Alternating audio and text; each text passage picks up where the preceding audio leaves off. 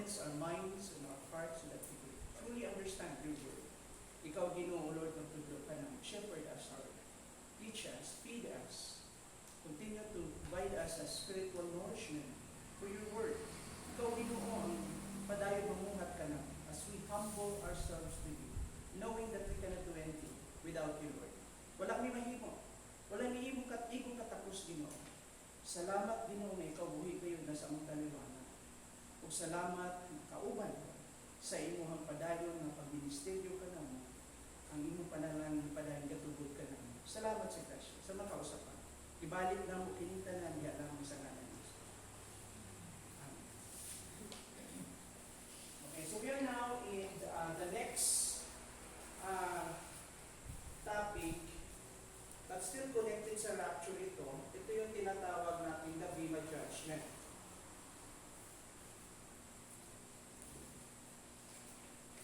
Yung Bema Judgment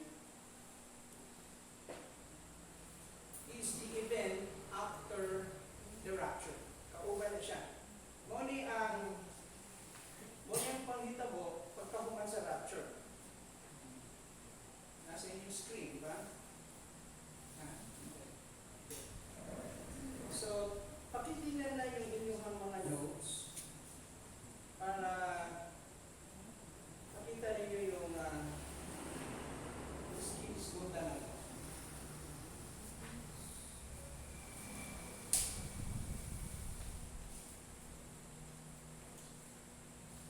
Okay. Nilagay ko dito part 1 dahil ito yung first na discussion natin sa Bema Judgment. And then there will be a part 2 of this. So, the events following the rapture. Gihulagway sa kasulatan, no?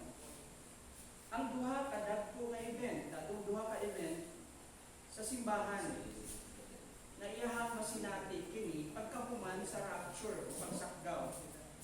The judgment, the seat of Christ, that the first event, and second, the marriage of the Lamb.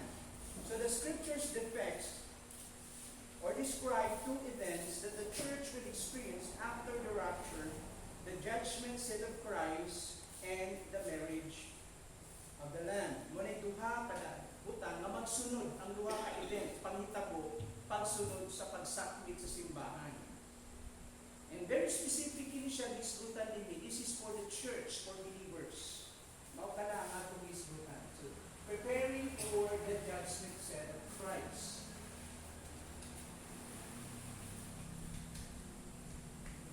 Pwede na itong tawag ka na judgment seat of Christ. Now, let me give you the meaning. The meaning of the judgment seat. Sa Biblia, ang lingkuranan sa Bema o lingkuranan sa paghukom ni Kristo, sa Grego gitawag ka na siyang Bema, nagtumong sa usa ka panghitabo sa umaabot. Kung ang tanan nga magtutuos, susihon o gantihan sa atubangan sa anak sa Diyos tungod sa ilang pagka-matinud-anon o pag-alagad. Dili hukman anak sa kaluwasan. Sa laing pagkasulti, mao kini ang panahon diin ang tanang magtutuo, pagasusihon o evaluate alang sa ilang pagka-matinud-anon o pagpangalagad sa Diyos. So, mao kini ang idea ng Bema Judgment. This is not the judgment about to condemn. This is the judgment about your salvation. This is not the judgment about punishment. This is the judgment of promotion. This is the judgment of reward. This is the judgment of commendation. Kini ang paghukom na kita, hukman kita, sumala sa atong personal righteousness. Iba ito yung righteousness o pagkamatarong na gihatag ni Kristo sa ato in salvation. Remember, nahimutang matarong by virtue of the imputed or imparted righteousness of Christ. and therefore we are righteous in the eyes of God. And yet, because of that, the way to reciprocate ang pamaagi nato sa pagbalo sa Ginoo, magkinabuhi kita, sumala sa maubang o kinabuhi ihatag niya on the basis of the righteousness of Christ. And so, at the moment we exercise our righteousness, sa diyang atong ipakita ka na, uban sa tabang sa Balang Espiritu, magkita gatubo niya sa atong pagkamatarong, sa pagkatubo kita diha sa hugman ni Kristo, galagaw kita magputri o balaan, hugman kita sa Ginoo, sumana dito sa pagpakita nato sa maong klaseng kinabuhi. Nakuha niyo po ito? So we are going to be judged on the basis of our personal righteousness and how we behave, our Christian life in our Christian journey. Paano tayo kinabuhi? Mao ka na siya. Hindi ko mga igsoon, mao ka na siya. This is the day of giving an account. The day to be evaluated. And this is something for the future. Sa unahan kini. It is a time of accountability where believers will give an account, will give an explanation or report of how they use their gifts and opportunities during their lifetime or their earthly lives. So, unsaon ka na, no? Kita di tanan din mo ka pala musugit sa Ginoo. Remember, we are going to be judged in our words, in the way we utter words, the way we express, no? Our words, paano na ito ginamit? Kung ato mga pulong ba, na truly edifying, can bring healing, kung ato mga pulong, makabalasig, makapaligod, that can really build up faith, that can really heal, that can really, help, bring comfort, all our words is really of condemnatory,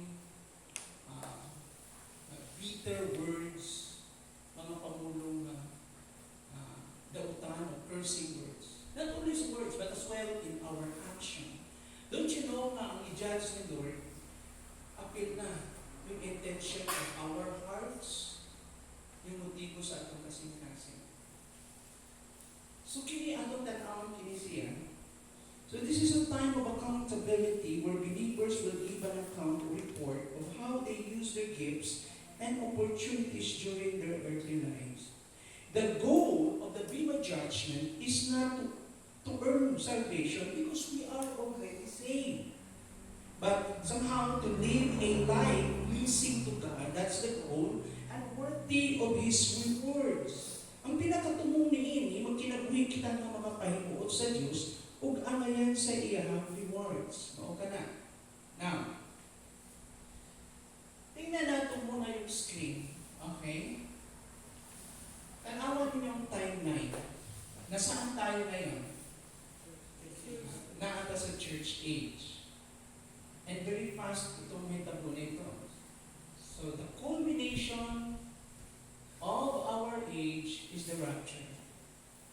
Then immediately will follow the Bema judgment. And the next to Bema judgment is the event from heaven, the marriage of the Lamb. While here on earth, while there is a Bema judgment in heaven, there is also a tribulation period happen here on earth. So, na-ay tribulation. So, naata dito. So, again, tanawin ninyo, the first resurrection pertains to the church, the saved. Sa first resurrection, tanawin ninyo yung araw, tanawin mo clue din hindi dyan bantay tatlong araw yan.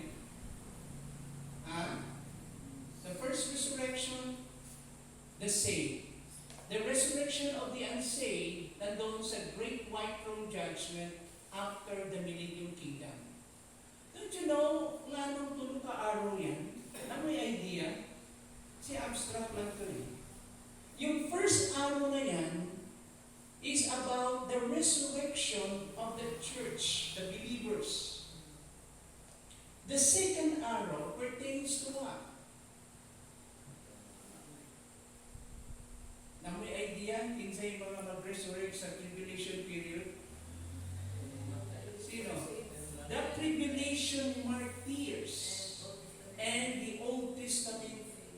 saints, the Old Testament saints.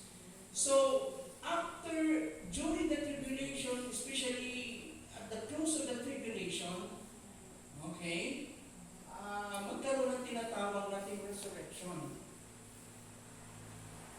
Okay? Then you will have the idea na pag nag-resurrect sila, in the same manner as well, they will be taken. Walang paglibog mo, no? Kasi yung cases ng rapture. Di ba? Pero actually, yung pinag-usapan natin rapture dito to qualify our definition of the rapture is about the church. Kaya mo manigisgutan dito sa 1 Thessalonians. The church. Now, iyahan ang gibutan na yung arrangement para iyahan makategorize na yung first resurrection diya na ay kategory. Nakuha nyo? For example, sa first resurrection, kinsay unang nag-resurrect? Si Jesus. Next. Believers. When? At the rapture. Okay. Then, the tribulation saints and the Old Testament saints. Okay. Ayan. So, sila yung parts of first resurrection. So, ibig sabihin, yung unang resurrection, para siyang parade. Ito yung first phase, second phase, third phase. Na siya category. Okay? So, the last resurrection, which is the second resurrection, the final resurrection, ito yun, the resurrection of the unsaved, ibang judgment yung haharapin nila. The white throne judgment. Iba ang white throne judgment sa Bema judgment. Bema judgment is about rewards. White throne judgment is about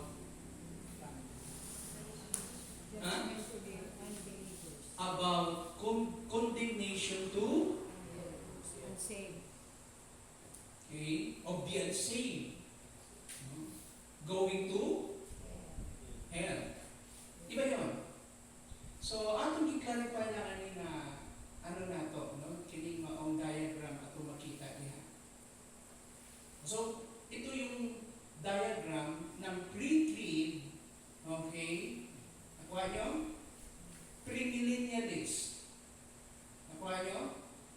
Yung araw na pababa na yan, after tribulation, yun yung second coming. Nakita nyo yung araw na pa-pointing downward? After tribulation, that's the second coming. Sometimes, yung second coming, tinatawag nila the revelation. Okay? The rapture and the revelation of Christ.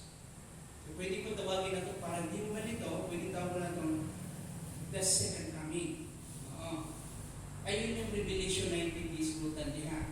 Then right after the second coming, the millennium kingdom, 1,000 years. Bakit nauna si Christ babalik bago establish ang kingdom? Very obvious. Kinsa may mo inaugurate? Kinsa mo establish ang kingdom? Christ. Si Christ, not the church. According to the other camp, the Dominion theology teaching, that we have to Christianize the world. And we are to dominate the world, then only then Christ will come. Pero kinsa may mo execute, establish a kingdom in that view, ang church. So according to this view, mag-start mo na ang millennium, dire-diretso na yan, mag-aadi ang mga Christians, the world will become a better place to live, according to them. Ano sabi ng 2 Timothy 3? In the last days, troubled times will come. Very opposite. No? Mas troubled times will intensify in the last days. People, ingon ko nga, will proceed from bad to worse in their ungodliness. Sa ilang pagkadilit Diyos nun, musamot God ka na ma-intensify ang denial of faith, denial of Christ, denial of His doctrine, and denial of God. So, grabe yung apostasy, yung pagtalikod nila, yung drifting from the faith, grabe good na. And so opposite, this world will not become a better place. Mas mahimo ni siya kung saan, more worse yun. Evil will continue to intensify. And then, the culmination of the church. Because God now is ready to start with His judgment day. Inga na yun. So, muna ito makita. Yun ang flow na yan. Next time. Judgment set of Christ. Next time. Okay, yun ang ibig sabihin nun.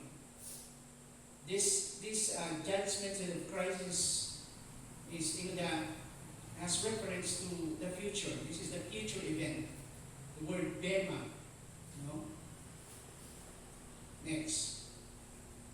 So when all believers will be examined, rewarded before the Son of God for their faithfulness, service, not judged for salvation. So dili, tanang mga magtuto, eksaminon sila o itagaan sila o ganti. No? At tubangan sa anak sa Diyos. Kinsa may mumukom sa mga believers? Si Christ. Unya, on the basis of their faithfulness, sa ilang pagkamatinod-anon, o sa ilang serbisyo, pagpangalaga, hukuman sila, dili sa kaluwasan. Nga naman, ay ang divine judgment, dili ba ni may tungod sa kaluwasan? Mahitungod na ni, nga ikaw matinod-anon kasi imong paglakaw sa Ginoo. Dili na issue, dili kung pamutan mo nga maluwas ba kag dili. Dili na. Kaya ang kaluwasan, karon. Sadyang gidawat ni mo si Jesus. Salvation is now. Today is the day of the Lord's favor, not in the future. So it's appointed for man once to die, then after that, judgment will follow. So importante mo sa na to, kini, nga ang divine judgment, very clear, is about the commendation. It's about the exaltation of the believers. Remember sa inyong Bible? Humble yourself before the mighty hand of God. Because God will exalt you at the right time. Naay panahon ng pagtukoy. Naay panahon ng vindication. There is a time for giving justice. Time of what? Redemption on your part. Redemption, hindi yung redemption na para luwason ka. Maybe in your lifetime, in our lifetime, daghang kang gian-gian na pain, and you seek for God's vindication. May Lord, kano sa abali mo? Lord, taga-hustisya nga ang you want to say, just be faithful, be humble, magpadayon ng God. Because one day, what is hidden in darkness will be revealed. Ang mga butangan na tago sa gitgit, may padayan. One day, God will judge the motives of the heart, the intentions of the heart. Huwag mo hindi maigsuon. Next slide. So dinhi, this is the time where all believers will be assessed for their faithfulness and service to God. Wow. Kinatan. Kaya don't grow weary, don't be tired of doing good. Why? Because yes. Importante na. So ano, kakapon ka na, Lord. Kapoy naman, Lord. Kung nag-inusigil ang anak, one day, you will dance with joy. One day, you will celebrate.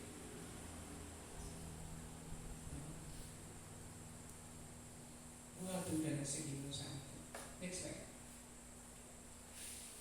So it is a time, the Bema judgment is a time of accountability where believers will give an account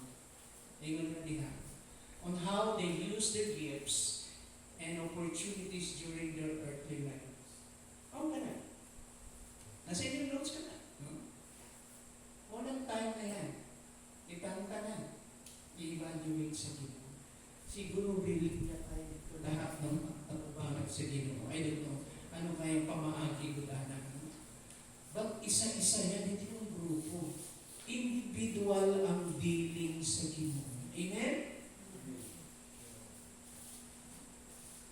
I know my sheep, and my sheep recognize me, knows my voice, and they follow me. And I know them by name. Alam mo, ang Ginoo, kailan na to? He knows you better more than you know yourself, more than you do. Mas nakaila siya nimo. Labaw sa imong pag-ila sa imong kaugali mo. Labaw sa imong bana sa pag-ila mo. Labaw sa pag-ila sa imong mga anak. Kaya siya.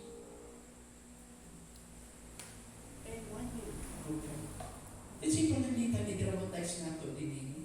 Mga tubang na ito, hagon na yun. Joy. Tatayo ka ito.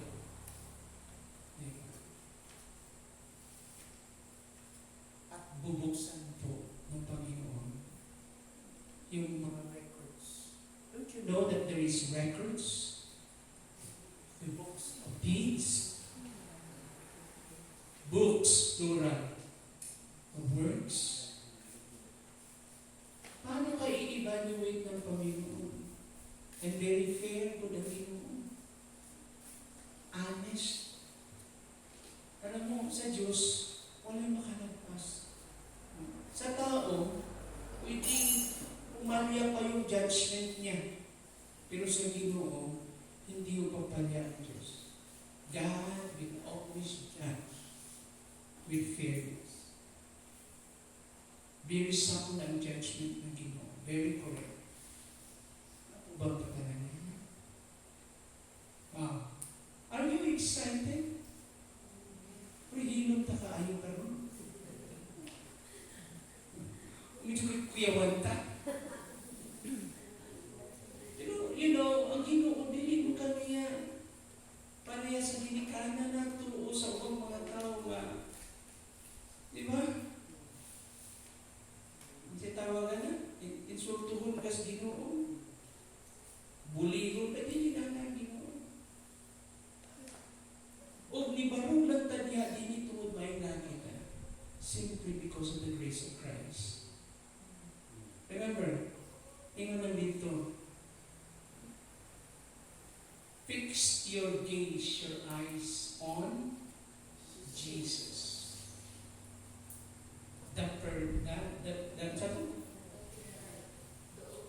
The author, the originator, the author, and the perfecter of our faith. Siya ang sinundanan o kahihigan. Gidagan na ni Kristo para sa ato. So you should just simply fix your gaze.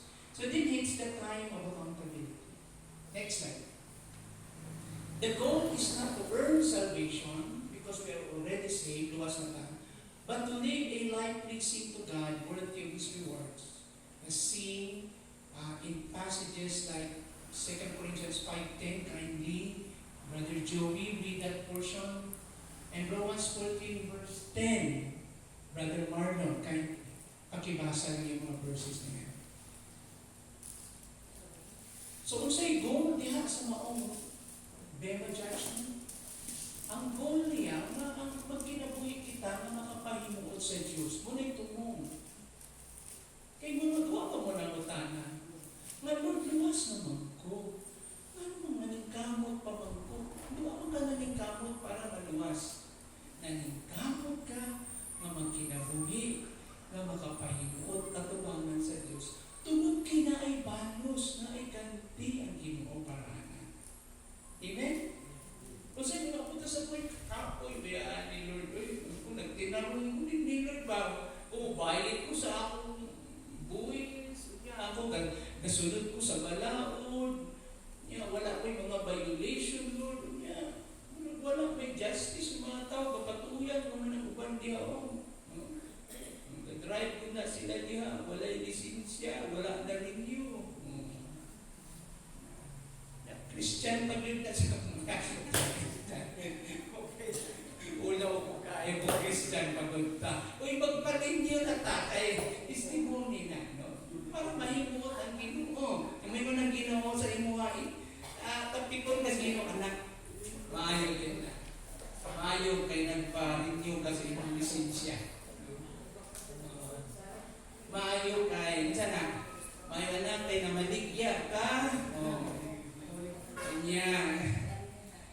nahatag kag resibo.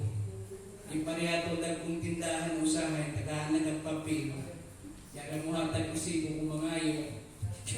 Notice, niya may kurang po niya, kurang. No? Kabalo nga ikaw mismo ikaw sa mga sistema. Amen?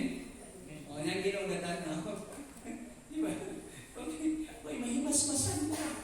Ganon, no? So, okay, so, this is a serious matter. Okay? Kaya pakibasa na, Lalichubi. Tapos kasi, ito yung ano, ito yung,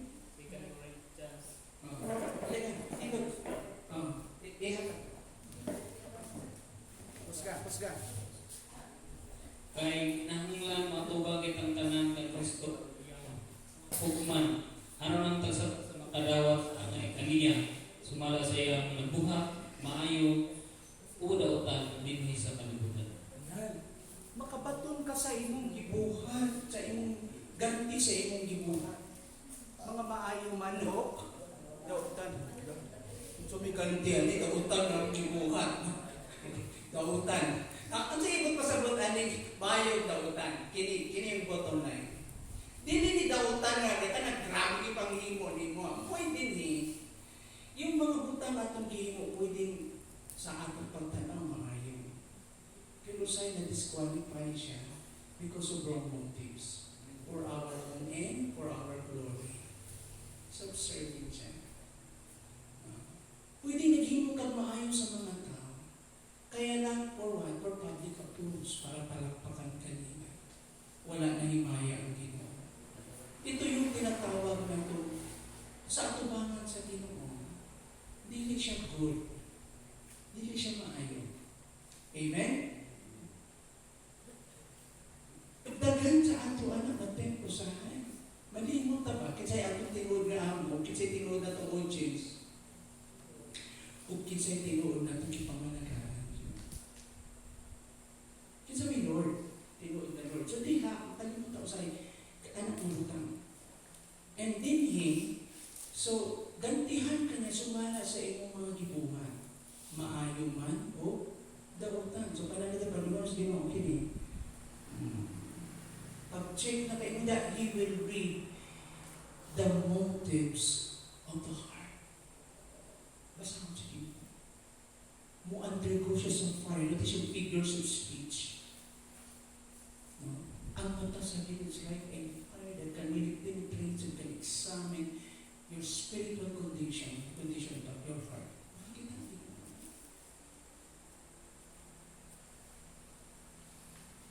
Padayon ka. Tanawin mo din yun. Kasi mabasa sa Romans 15 verse 10. Brother Mark, kayo. Kus kasi ka? Romans 14 verse 10. Kapag ikaw naghahukom ka sa iyong igsuon, kung ikaw sa nagatamay ka sa iyong igsuon, kaya kitang tanan matubang sa hukuman sa Diyos. Kasi gigamit na diya nga, binisaya, hukmanan sa Diyos. Diba itong isgutan, hukmanan ni Kristo? Diba sa kanyang word na hukmanan diya sa English? Alam mo, may gamit sa NIV translation, the judgment set of God. In 2 Corinthians, in 2 Corinthians, gigamit diha sa 2 Corinthians 5, di ba? The judgment set of Christ. Whereas sa Romans chapter 14, the judgment set of God. What is the point? The point is that ang Diyos mismo, gitugyan niya sa iyang anak ang paghukom. That's the idea. So the judgment of Christ is the same as the judgment set of God. But God the Father entrusted to the Son to exercise His authority as a sign also of His exaltation. Okay? To judge the church. So itong pamaagi ng judgment set ni Christ, this is an affirmation, pagpaligon about may tungkol sa authority. And this is something about His exaltation. May tungkol sa anak, naasya katapos, naasya gawon. Ang may siyang dituboy. And then makita na to, na very clear yung judgment set. And this event is explained in more detail in 1 Corinthians 3, 9 to 15. Nabatay Bible karon? Ako basahan sa inyo. Tanawa ang 1 Corinthians, 1 Corinthians 3. Check ko lang mag-exon. 1 Corinthians. Dini dakita, ingon din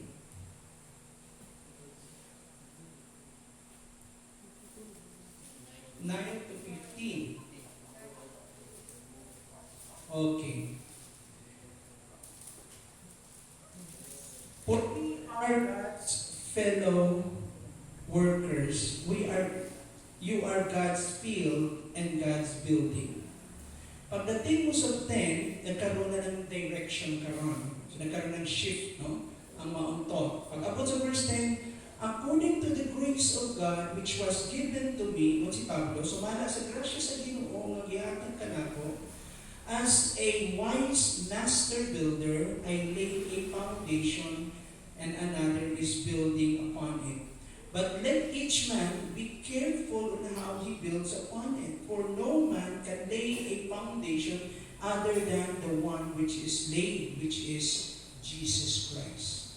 Now if any man builds upon the foundation with gold, silver, precious stones, wood, hay, and straw, each man's work will become evident, for the day will show it, because it is to be revealed with fire, and the fire itself will test the quality of each man's work. If any man's work which he has built upon it remains, he shall receive a reward. If any man's work is burned up, he shall suffer loss, but he himself shall be saved. Yet, so as to Fire. Nakalusot lang siya, dili nawala yung taluwas, na-save siya, pero he lost his reward. Naghatag siya doon ka illustration din eh. Gihatag niya yung illustration na mura na construct ka o balay. ay foundation. Unya, Kaya sa inyong gibuild, duha ka klaseng doon ang klaseng foundation. Yung gigamit din nga illustration. Katong mga permanent foundation, so katong mga temporary. Kung pasabot katong permanent, dili siya matupok sa kalayo. Ano ito mga foundation? Yung mga materials na ginamit pala. Sorry. There's no other foundation but Christ. Pero paano niya i-build on that foundation? Depende sa materialis siya ganito. So ginamit ang illustration. Yung iba, nagigamit niya ay yung mga pwede siyang temporary lang, pwede siyang ma-consume ng kalayo, masunog. Yung hay, yung straw, yung wood. At like dito sa man, sa yung gold, yung silver, this is something that will last. So binigyan niya ng idea, yung quality of your work. We have the right foundation, si Christ. But the problem, how did you build the house? In that correct foundation. Importante yun. And we're going to be judged, okay, in the result of our work. So pagdating na ng pag-evaluate na, substandard. Hindi siya ghost project, pero substandard siya. Walay quality. Amen? Hindi mo na makita mo. Kasi madaya sa gawas. Tanang, wow! Galing! Oh! No. Thumbs up ka pa. Pero pag abot na ng testing time, wala ni survive. So, muhingon ka, kulang ang budget, good. Ipanghatag siguro, 30% ang kaldas, good. So, natos materialis, bisan man overpriced pa sila. Talagang ano gihapon? Substandard. Alam mo, Christ really runs after the quality of the heart. Yung puso. Alam mo, hindi na magpalakihan ng performance na. What is the motivation behind of your performance? What drives you? What is the force that really set you on fire? Like ikaw, madinasigon ka, na you're really committed of doing things. What was the force behind? Kung sa'y katulog niyo, nadahatag niyong kalay, is about the glory of God, about the love for God, or there's something else. Yan ang problema. Kaya sabi ko na po, I battle my body, I discipline myself, so that I will not be adokimos or disqualified. Kung i-compare natin yung Christian life to a race, sa isang lumba, sa dagan sa lumba, sabi ni Paul, I don't want to be disqualified. And you have to exercise spiritual discipline in your heart. And nagawang kalaban natin yung puso natin. Very deceitful ang heart. Kasi nandun pa yung human nature. Not totally eradicated. But we can control it, we can dominate, we can control that lower nature, yung atong kanriyaw. Amen? Let's proceed to the next. So, mao kini mga igsoon, posible di ay naluwas ka, pero wala kay reward. Sabi ng iba, sige naman, basta naluwas Lord. Dako na lang ang reward na maluwas. Kaya yung action ni mo karon is the basis of your what? Eternal placement. Set na ka, pero kung saan yung eternal position, paano ka ipahilog na sa Ginoo? Remember, later on, tagaan ta sa Ginoo ng mga katungdanan in the future. And yet you are not ready, hindi, mas i-consume mo yung life sa ubang mga butang. Yung 12 disciples at 12 apostles, defined ng ilang posisyon. Sabi ni Kristo, you will sit down with me beside me and judging the 12 tribes of Israel in the future. But what about us people? Kita. Ang sa ating role. So, importante yun. Diba? So, panagitan, tinanggal ng Ginoo itong si ganito. Ikaw ang bagong, ngayon, deputy. Butang tika sa diri pa na sa kalibutan, ikaw ang bagong, DPWC. Ikaw yung bagong, secretary ng ombudsman. Ikaw yung secretary of justice. Pinag-uusapan lang muna natin, kidding aside, but ang point na po din yung Bima judgments is really a serious matter. Kaya di ko mo sa issue din. Tingnan mo yung ka, Lord, I'm almost tempted to quit. Gusto ko lang, surrender Ginoo. Kapo yung ministry, 90% Lord, perspiration, only 10% is inspiration. Blood, sweat, and tears. And for us pastors, mga leaders, we cannot afford to commit obvious major mistake. But we are not perfect. Hindi na perfect. Naghantag mga kaluyapon. Flaws, weaknesses. Thank God we are saved simply by His grace. Tungkol lang sa gracious Ginoo. Kaya, pagdating natin sa langit, pag tinanong tayo, sasabihin natin, Lord, not because of me, but simply because of your grace.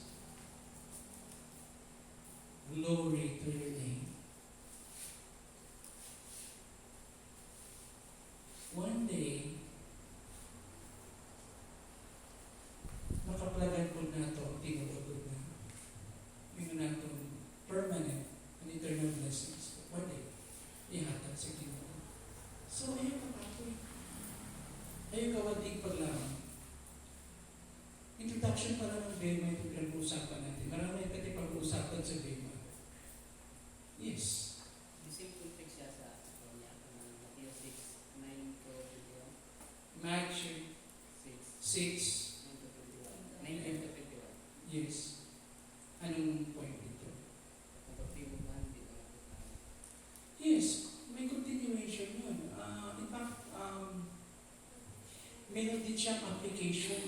Sermon on the Mount, the behavior, the beautiful attitude of the believers. Okay? And God also will reward us. No? And then, ingon na diha, kung ang imong righteousness will not exceeds the righteousness of the pagdili mo na bao sa pagkamatarong ng mga tigpakarong inglo ng mga Pariseo. Diyan isulti dito, you will not enter the kingdom. You know, yung righteousness nila is very superficial. Sa gawas na. Dilitin mo. Fake. So yun ang Ginoo. If you want to please the Father, ito yun. This is the righteousness. When it comes to prayer, when it comes to helping others, giving, when it comes to show yung act of kindness, when it comes to some spiritual discipline, do it with secrecy, not for a show. For example lang, itong tao, gusto ng tao kasi, yung public recognition, public applause. Tanang bang pumunta, yes, na yung mga seryoso nga nagpanay dito sa rally, ito ba? Amen? Ang kubang ako na-motivate sila, nasuot sila. Gusto nila i-express po ng ilahang mga sentimento. Pero ang halo-halo motibo ng mga tao tuwa dito. Amen? Hindi kalikayan in our selfishness, God. Sometimes pupunta tayo dito dahil gusto natin ang saman. Gusto natin ang crowd. Gusto natin na ikaw yung saman, center of attraction. Labi na pag ikaw na nagsasalita doon, pinapalakpakan ka na parang tingin na you're so concerned for the country, for the people. Alam mo, hindi man mabasa yung motive eh. May mga totoo talaga hilong lang.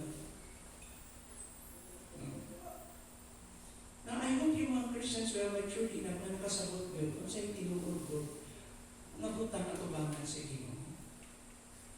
Kung sa nagutang imong gahimo, nakasabot ka para labin sa Ginoo, you will greatly rewarded by the Lord. Labi na nga, what you did in secret, walay nakabalo. O what you have done in secret, walay tao na nakabalo. Yan, nahibawaan lang yan, nilapatay ka na. Diyan pala mo inigaw nga sa imong mga, your good works will expose you, will speak in behalf of you, will speak volumes about you as a servant of Christ. Diha ka ng mga tao magulat. Kung naamay tinuod na kailan ng tuwalay lain ng Ginoo. Malipay ka. Kaya naman, ang Ginoo man fair good siya. Okay, next slide. Ano ka na? Ano din eh? Biblical stewardship is the responsible management of God's gifts, acknowledging that everything we possess is a gift from God. Pag may stewardship, mga pinayalan kita, mga sinaligan kita. Kung sabay mga lisanin sa Ginoo sa ato, nga atong i-manage. Talagang kinabuhi daan na to. Okay, let's say we have natural gifts, innate gifts. Mga gasa na to, ugtanin to. Ang uban sa ato, grabe yung memory, no? Yung pag-analyze nato sa mga butang. We have natural wisdom, uban sa ato. No? Naa sila give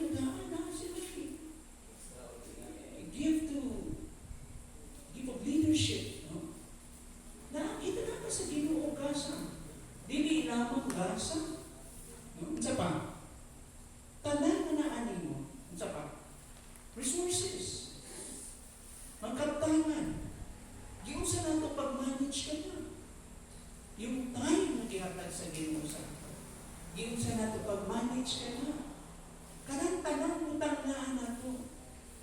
Our children, our spouse, the people around us, ang mga tao naghihatag sa Ginoo sa ato, nag-invest ng ilahang mga kinabuhi.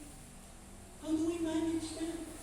Paano tayo reciprocate? Paano nato gitanawa na? Are we more thankful and grateful sa mga sirkumstansya, gihatag sa Ginoo, mga tao, gigamit sa Ginoo sa ato. Alam mo, kalibutan lang, ungrateful ang kalibutan, yung sabi ng 2 Timothy. Sila nang kitabangan, sila ko'y nasuko, ipakamulong pasalamat. Amen? Inanang tao, pili niya, entitled siya sa tagan, sa kalibutan. Now, mauni mga episode. So, dinhi, okay, next slide.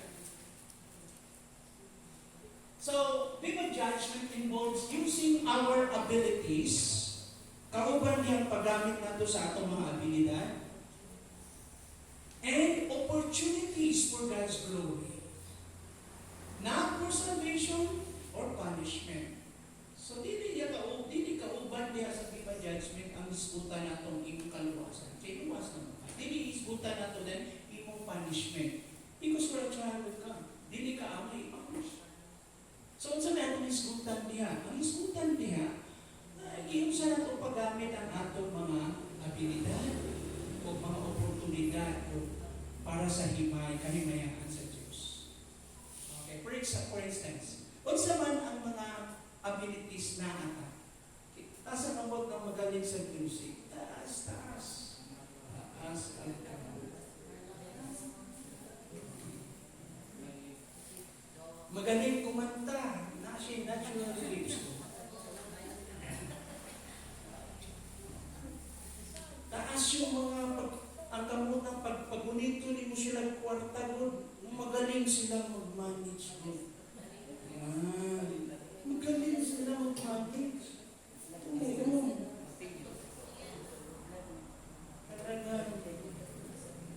Diba? Nakaka-inspire sila. Iba-ibang gifts natin eh. Don't you know, sa lawas, lain-lain tao functions. The same in the body of Christ, gamit na analogy yung body. The church is being described as the body and has many functions. So, ingana, dapat mga parts ng lawas. So, dinitanaw na to, padayon, yung mga abilities and opportunities na dihatag sa Ginoo. I-discuss ko na in detail sa ato, sa sunod. Okay, next slide. So 2 Corinthians 5:10, for we must all, the word must, kay kitang tanan, gikinahanglan. This is not optional. We must all. Isa'y walay appeal. Outsider lang ang walay appeal. The word we refers to the body of Christ. Kita istorya ni Pablo din eh. First audience niya. The believers in Corinth. Ingon siya, for we must all appear before the judgment seat of Christ, that each one may receive, take note, each one ang matag usa makadawat unsa man what is due him. Unsay angayan kaniya for the things done sa mga butang na iya nahimo while in the body, samtang siya naapa sa lawas, samtang siya nabuhi pa, whether good or bad. Each one. So, kada usa ang tingin sa Ginoo. So, pagtindog na natin ka, linya dito. So, baka dito sa ikalima, ikaupat ko, excited. Tsaka pagtawag na, okay, Pedro. O, tawag ni nga natin. Marlon. Tingnan nila dito. I don't know, wala ba screen sa langit, no? Ay, ini-imagine ko lang yun, no? Basta na.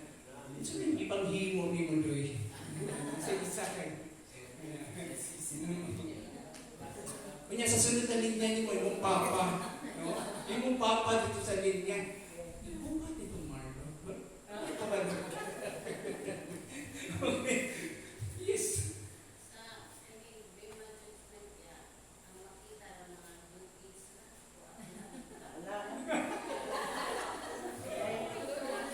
Now, ito din eh, you will be evaluated. Pero din na para sa quadcom, ha? O sa Senate hearing, o sa kanang, sa hearing dito sa Congress. Hindi o, sino to?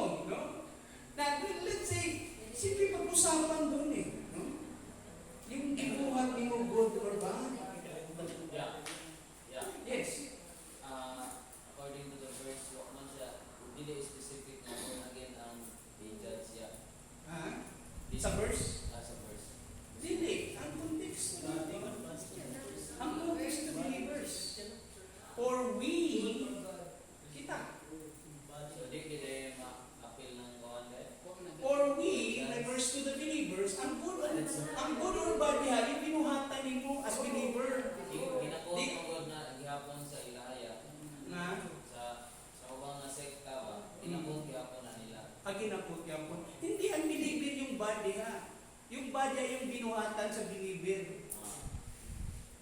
Yung ang bad diha, dili yung bad na badas o Diyos usahay. Hindi yung, may mga butang tayo naghihimo, ang problema pag x-ray na, uy, wrong. Ay, himo kang purpose, nagulitawan mong bidiyay ka, dahil bidiyay ko, glory to me.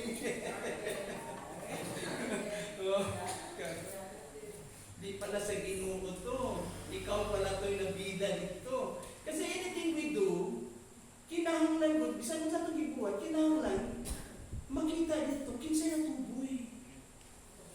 Kung ang natuboy tao, ikaw, sabi nga ni Pablo, kinsa man ni? Apollos, and me, we're simply servants. Mga sulubuan lang kami. I laid the foundation of all this water, kamo yung field, pero kinsa man ni? We're nothing. Ang sulubuan lang kami. Inanang tanaw ni Pablo. Hindi sigurado, pastor ako for 50 years, anang tayo. Nawati, pagkabutin sa tubang mo yung naginawa ko sa coke pa na, tansa na lang mo, pastor. Naganda lagi, pero wala man, ampaw man.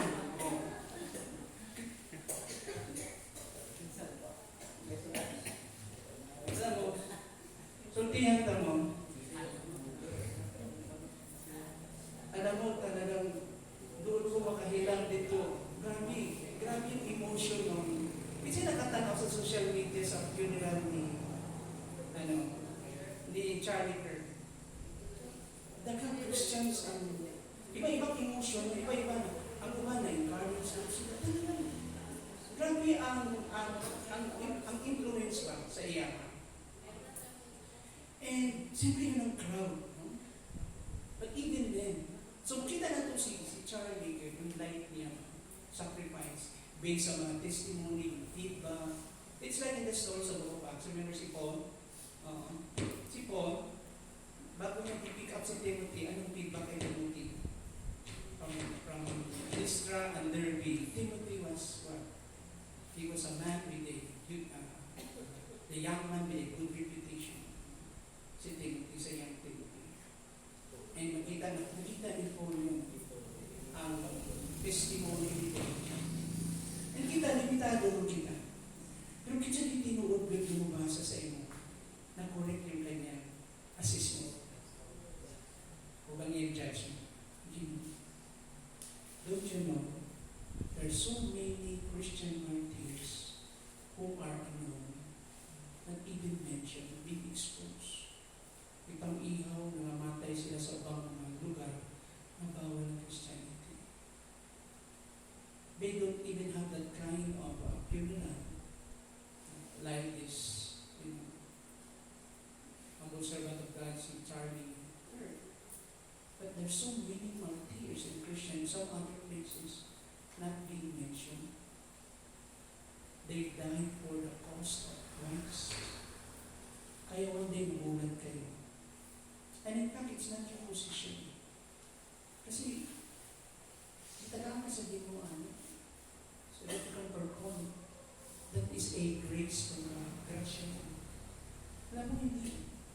I-judge ka sa Ginoo dito kung paano mag-manage yung grace na ginagawa sa iyo. Yung mga responsibilidad mo. It's not the position that you can have the advantage. It's really how you are faithful before God. Yung sa magpatingkaan. Kaya pag-abot sa langit, magugulat tayo. Baka may mga palakpakan sa langit. Yung mga tao hindi natin kilala. And maybe may mga binyang task na hindi ka ba hindi siya contriver. But he worked behind the curtain, wala yung nakapaluoy na nakita. Yung mas lapad ang puso niya para sa kaharian sa Diyos. para sa kahinayang sa Ginoo. Maybe some of them, minsan siguro sila ng Qur'an during Sunday. Tigsilid lang sila. Without any compensation sometimes. May mga sacrifices sila. Kung sayang, glory na ito sa ubang. Na-impact sila naghimo ng mga sacrifices.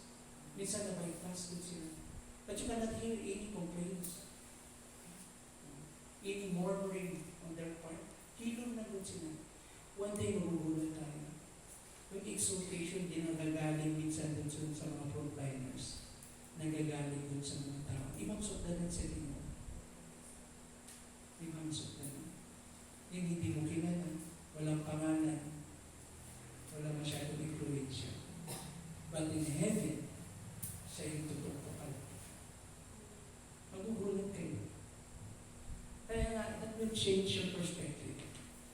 Yung pagpangalagad sa Ginoo.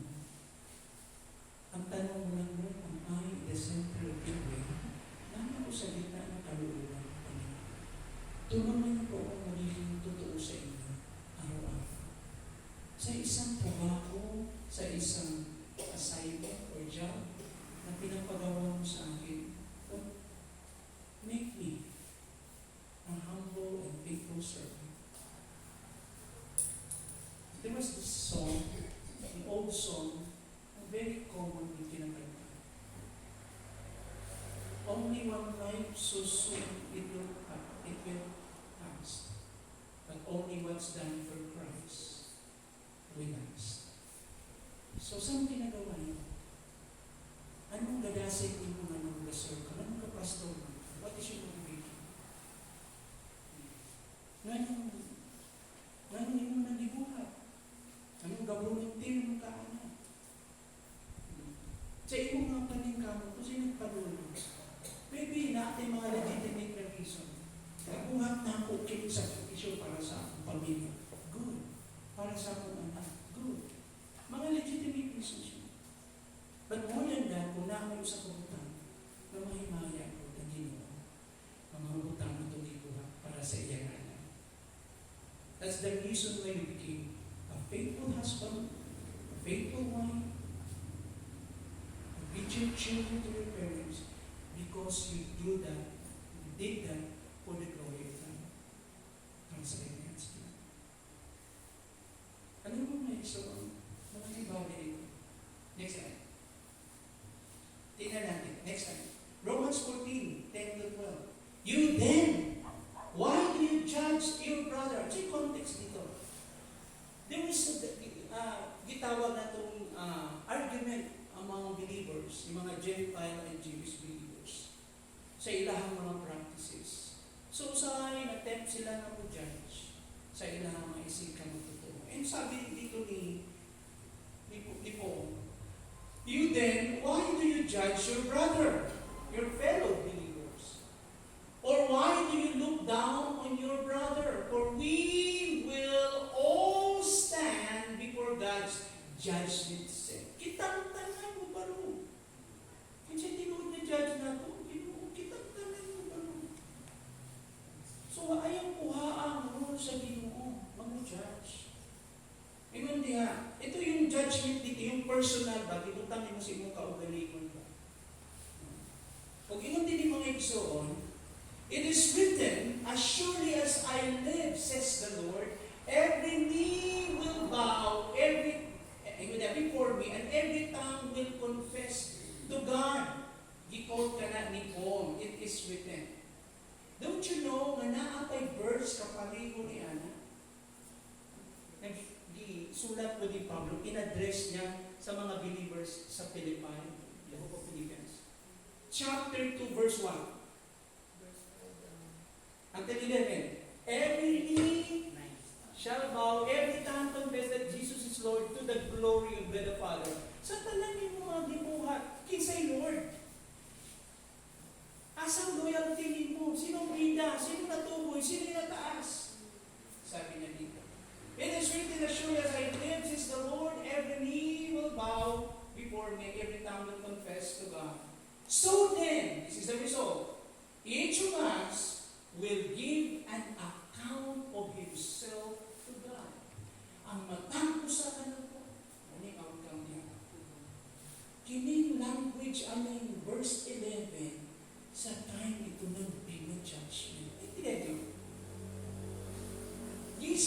sa verse 10, ang Bema judgment. Yung verse 11, di ko ni Paul. So he's trying to say or communicate to us that every tongue, and that every knee will bow, every tongue confess to God. This is in the context of the Bema judgment. And result, kitang tanan, ingon diha, muhatag ukon sa man. Husay, report. Ingon na diha, Brother Marcos, atong paminawon siya karon namuhatag ng report. Tagray sa ng report. Ubangan sa Ginoo. Praise report. Na ako'y praise report pero siya bigda. Ano mo nga natawa sa akin, ba? Okay, testimony time. Na ako'y praise report. Good. Pag testimony na siya bida. Sino dapat ang bida ng praise report? Kanang, tinon yung praise report dito, pinatubangan sa Lord, o niya may Panginoon. Don't you know, dito sa temple, nalang yung illustration between the publican and the Pharisee. Ang publican pagtindog na sige sa prayer niya. Ang Pharisee, Lord, nagpasalamat ko kay righteous ko. Hindi parehaning tulong sa akong tapli. Naalala niya? Oh, Lord, ako 5 times a day go pray ko. And I gave my tithes. Grabe good. Nanghinambog pa siya. And in fact, part ng prayer dali ng mga Pharisee, Ginoo, salamat kay laki ko, di ko bayi. Tingala ko ng prayer nila. Oo, may prejudice doon sila. May dominant culture doon sila. Salamat Ginoo, matagal na makamata kong laki ko, di ko bayi. And notice, pag dito, sa prayer niya, sa tupad niya, yung pakampak mo ng makasasala, kung taga-BIR. Pasay ko ako. Tagahangkog ikawat, yan ang example. Nagkukog sala, yung publican, taga-BIR, kasi sa duha, sabi ni Jesus sa among disciples, kinsa sa duha na prayer ang gidawat sa Ginoo. BIR. Sige ka ito nagpaubos ko yung publikani ko, BIR. Gumagawa na ako ng intervention para ma-appreciate niyo yung mga term ba. Pero yun na, yun yung sabihin. Okay, next slide please. Tingin din. Next slide. So the term bema originates from the Greek word for raised platform. Yung platform na nasa elevation, ibabaw, nasa stage. Raised platform, commonly used in ancient Roman courts. Next slide. And yan, yung mga, yung mga artifacts, yung itawag na itong mga debris. In the New Testament, 2 Greek words translate judgment set or criterion sa James 2, 6 verse 6, 1 Corinthians 6 verse 2 and 4, which means instrument or means of trying or means of trying or judging anything. So, dahil mo judge dito, ang tawag ana ang mount elevation, yung chair, yung throne niya, ang tawag na bema. Bema na siya. Naka-elevate siya, no? Pero ang mga event niya, diha gina-try, diha gina-judge, no? And even diha, which refer to raised place mounted by steps sa Acts 18, 12, and 16, used as the official set of a judge. Next slide. Tekanan ka mo gawin background. In greater spiritual reality, igamit itong example. Kasi naman, ang Ginoong Diyos, ang Ginoong Jesus, isang si Pablo, mugamit sila mga pulong nga masabtan sa ilang audience ana nga time. Kaya may pag-ingon nga, the judgment set of God, the judgment set of Christ, automatic yung audience na nga time, naintindihan nila kung ano yung Bema judgment. Pero ang yung gusto i-communicate din yung greater reality, yung spiritual reality, that there is really a judgment called, yun na itong the judgment seat of Christ, na si Kristo mismo ang judge. Mauta na kung example. So in greater spiritual reality, the judgment seat of Christ mentioned in 2 Corinthians 5 verse 10, next slide. For we, ibig sabihin kita, must all appear before the judgment seat of Christ, and each one may receive what is due him, for the things done while in the body, whether good or bad. Next slide.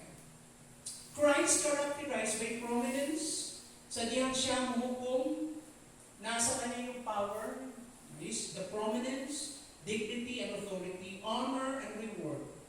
It's not about determining salvation. Ang maong judgment kung nga, ibalik-balik na nako, dinigimit kung sa kaluwasan nga, iyahang siguraduhon, i-determine niya yung kaluwasan, kung luwas ba kagdili. But rather, focusing on rewards based on deeds and faithfulness. So, ang focus niya na, ay may tungkol sa mga binuhatan na ito, ang tagaantag reward. No? And distinct or different siyang bima judgment sa great white throne judgment. Like siya. Clear lang na ito. Next slide. So the purpose of the bima set is to examine a Christian entire life and reward them for their deeds. Entire life.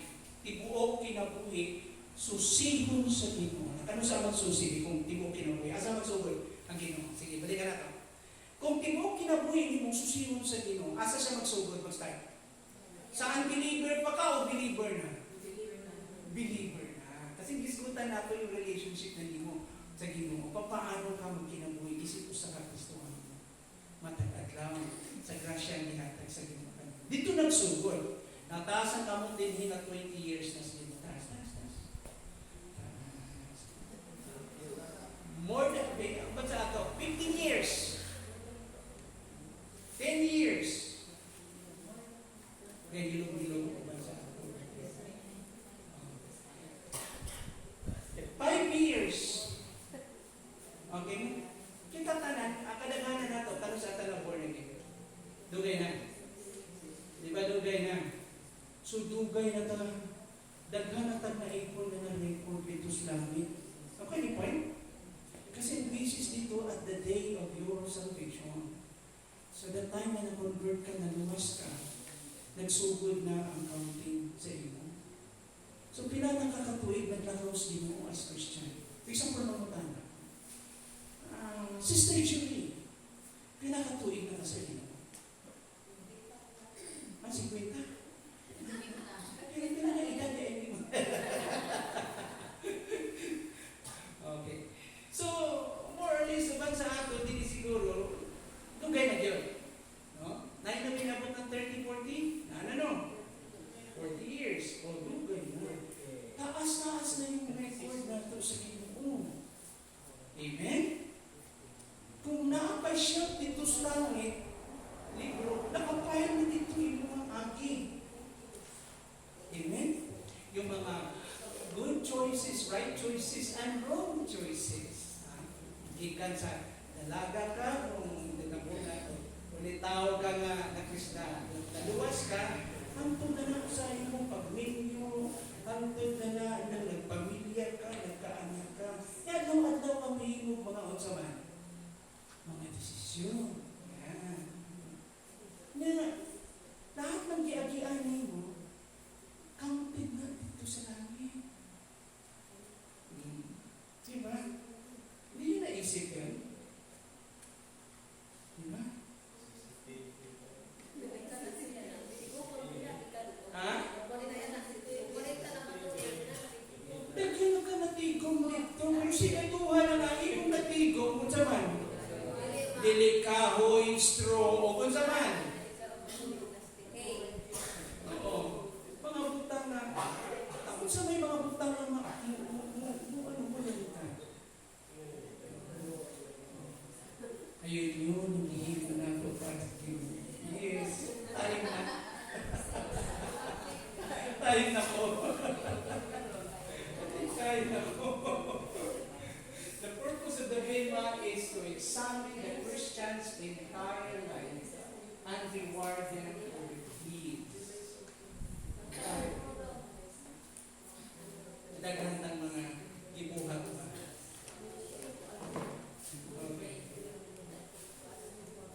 So, mawala siya. Napag na ko siya, ano pa? I still have time.